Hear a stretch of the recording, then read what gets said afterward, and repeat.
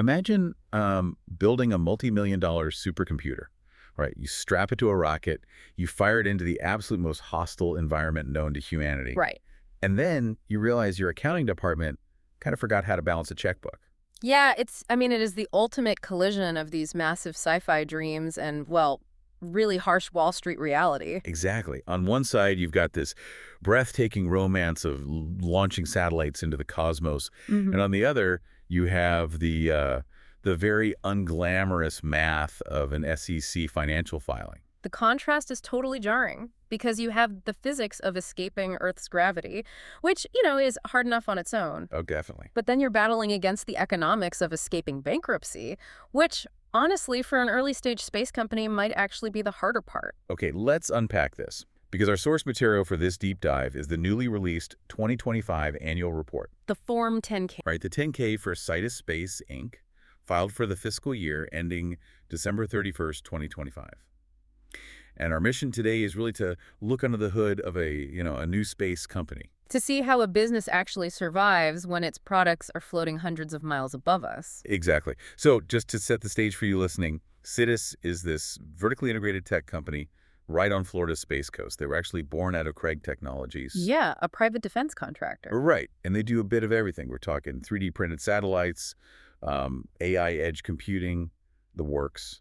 And the reason you should really care about this specific company's journey is that we are essentially witnessing the democratization of space. It's not just NASA anymore. No, not at all. It used to Yeah. be this exclusive playground for superpowers with like bottomless GDPs. But now you have these smaller, highly agile companies trying to build the actual off-world infrastructure. But this 10K reveals that building the future is terrifyingly expensive. It really is. So as we go through this, I want you to listen for that constant tension. The pull between hitting these incredible technological milestones in orbit and just trying to financially survive back on Earth. Right. And, before we can even really grasp their financial burn rate, we have to understand what exactly Sidus is spending all this money to build. Because they aren't just launching metal boxes with radios inside anymore. No. The crown jewel here is called LizzieSat. It's their modular hybrid 3D printed satellite platform. And this isn't just on paper, right? No, they successfully launched LizzieSat 3, or LS3, on March 14th, 2025. Hitched a ride on a SpaceX rideshare. Yeah, but what's really fascinating is the logic behind how they're building it. I mean, why 3D print a satellite? Right. It sounds almost gimmicky, but it's not. Exactly. It fundamentally changes the manufacturing bottleneck. Yeah. Because historically, aerospace relied on these really bespoke, custom-machined parts. Which take months and cost an absolute fortune.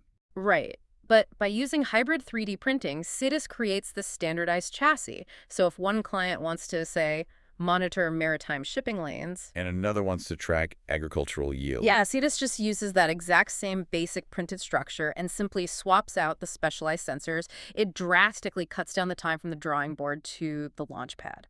But see, it's what is inside that printed chassis that really caught my eye.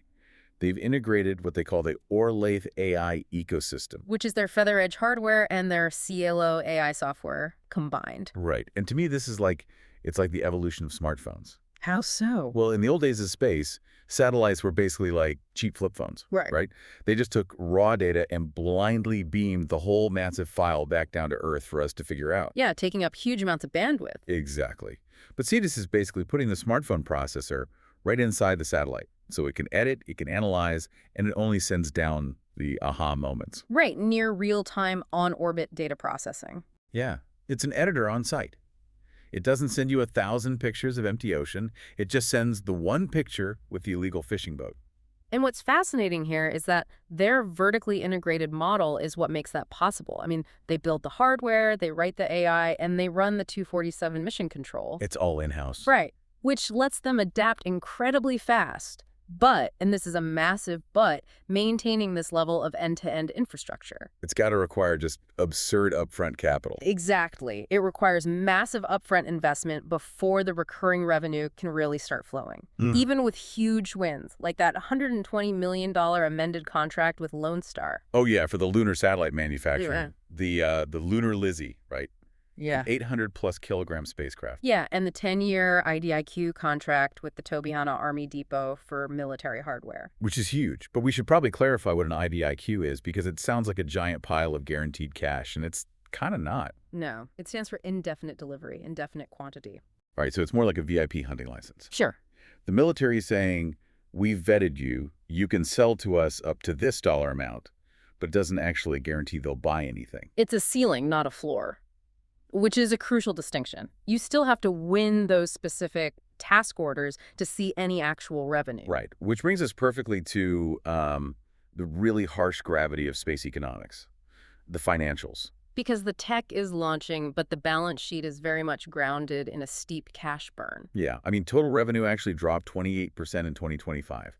It went from 4.67 million down to 3.38 million. And meanwhile, the cost of revenue jumped 48% to 9.1 million. So they spent 9 million just to make 3.3 million, and the net loss for the year ballooned by 68%. Yeah, jumping to almost $29.5 million. Nearly 30 million in the hole. Yeah. And their SG&A, their selling, general, and administrative expenses, spiked 57% to over 22.3 million. Right, because of headcount growth, software, and, running a mission. But wait, I have to push back here, because looking at the breakdown, a massive chunk of this loss came from satellite depreciation.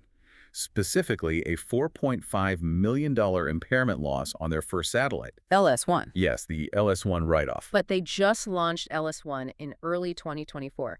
And by the end of 2025, they're already taking a $4.5 million hit on it. I mean, is the environment of space just that punishing, or is this a sign of a flawed business model if your flagship asset loses its value that fast? Well, if we connect this to the bigger picture, it's a bit of both. The auditors actually detailed a going concern risk because of the exact tension. Space is inherently hostile. Right. Debris, radiation. Extreme thermal cycling, it actively wants to destroy your hardware. And in accounting, an impairment means the asset's future cash flows just won't cover its carrying value on the books. So the hardware just degrades way too fast. Exactly. Hardware depreciation in the space economy is absolutely brutal, which is why Sidus is desperately trying to pivot away from just selling hardware and toward those high-margin software and data services. Right, the AI insights. Yeah. Because software doesn't rust in orbit. Precisely. But bridging that gap takes time, and time takes cash. Which leads us to the big question. If they are losing nearly $30 million a year on barely $3.3 million in revenue, how are they keeping the lights on? How do they keep paying SpaceX? A survival lifeline. The stock market. Yeah, and for retail investors, it is a massive dilution machine. The numbers here are just wild. They really are. Between July and December 2025 alone, they went to the public markets multiple times. They issued roughly 47.1 million new shares of Class A common stock. Just constantly dripping shares onto the market to raise about $53.3 million in net proceeds. To put that in perspective for you, at the end of 2024, they had about 15.9 million Class A shares outstanding.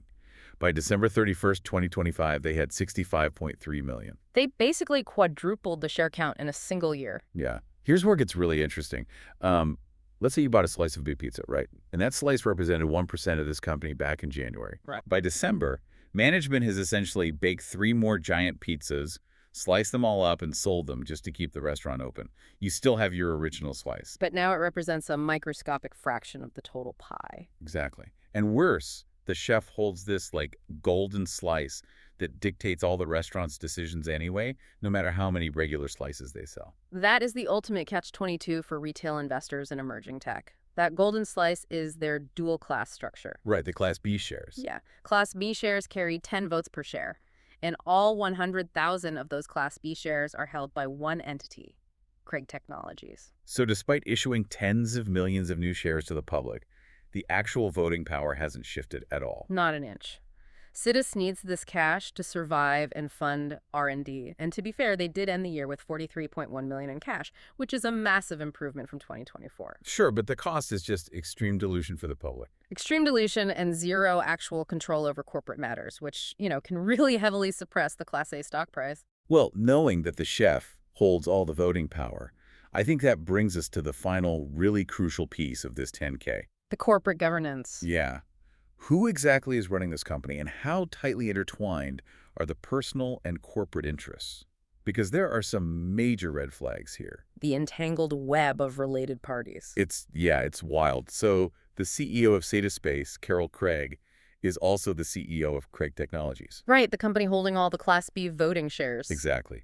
Now, the filing notes, she spends about 50 hours a week on Sidus, But it explicitly states she is not obligated to contribute any specific number of hours. Right, and it goes deeper than just shared leadership. Sidus actually rents its Merritt Island office space from Craig Technologies. Oh man, the revenue. This is the part where my jaw actually dropped. Related party revenue made up $1.6 million of Sidus's total, $3.38 million in revenue for 2025. Right, so almost half of their revenue is just Craig Technologies subcontracting work to Sidus. Yes.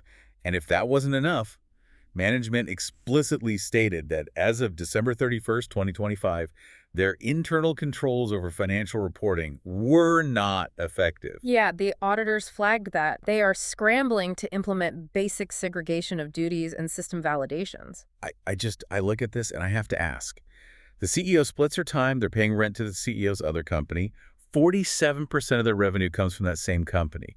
And they don't have effective financial controls. How is this even allowed on the NASDAQ? Well, this raises a really important question about the emerging growth company designation under the JOBS Act. Okay, what does that actually mean in practice? Basically, the SEC allows smaller, innovative companies to have reduced reporting requirements.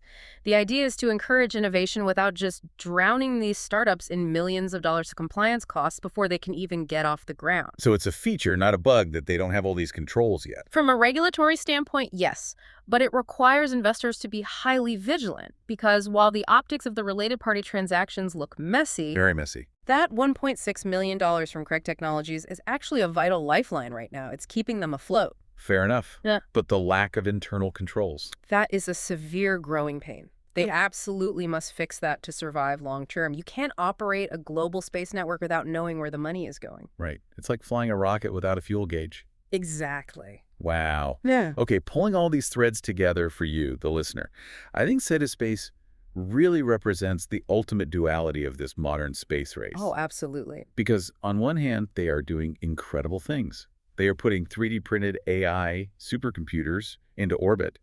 They're winning $120 million contracts to go to the moon. The tech is genuinely boundary pushing. It is. But on the other hand, they are burning millions of dollars. They are massively diluting their shareholders, and they're struggling with basic financial accounting controls. Which is why you have to care about the filings. Right. This 10K is a total masterclass in reading past a company's glossy press releases. If you really want to understand the future of tech, you have to look at the unglamorous math that is funding it. You can't just look at the rockets. No. Which actually leaves us with a final thought for you to mull over. We've seen that Sidus is desperately trying to shift from selling hardware to selling space-based data, right? Because hardware degrades. The impairment write-offs prove that. Exactly. But think about this. If orbit becomes totally crowded in the next decade, and 3D printing hardware becomes super cheap and common, who are the ultimate winners of the new space race going to be? That's the billion-dollar question. Are the winners the people building the actual rockets and the metal boxes? Or is it the people writing the algorithms that make sense of all the data beaming down from them? I guess we'll have to see. The romance is definitely in the launch, but the reality is always in the math. Thanks for joining us on this deep dive. We'll catch you next time.